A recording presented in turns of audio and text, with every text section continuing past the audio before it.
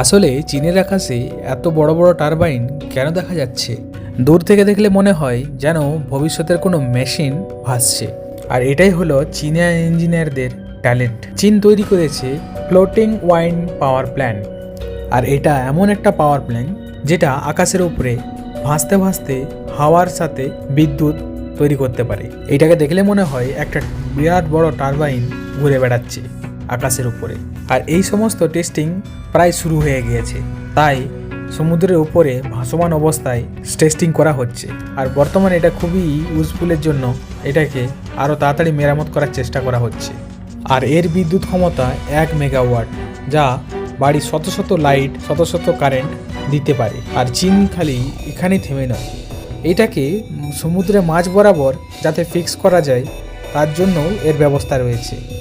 আর সমুদ্রের মাঝখানে সবদিকে বেশি হাওয়া উৎপন্ন হয়, তাই সেখানে বিদ্যুতের পরিমাণটাও একটু বেশি উৎপন্ন হবে। তাহলে ভাবুন তো, এটা যদি আমাদের ভারতের মধ্যে থাকতো তাহলে বিদ্যুতের খরচা কতই না কমে যেত। তোমার কি মতামত কমেন্টে অবশ্যই জানিয়ে দাও। আর ভিডিওটা ভালো লাগলে লাইক অ্যান্ড সাবস্ক্রাইব।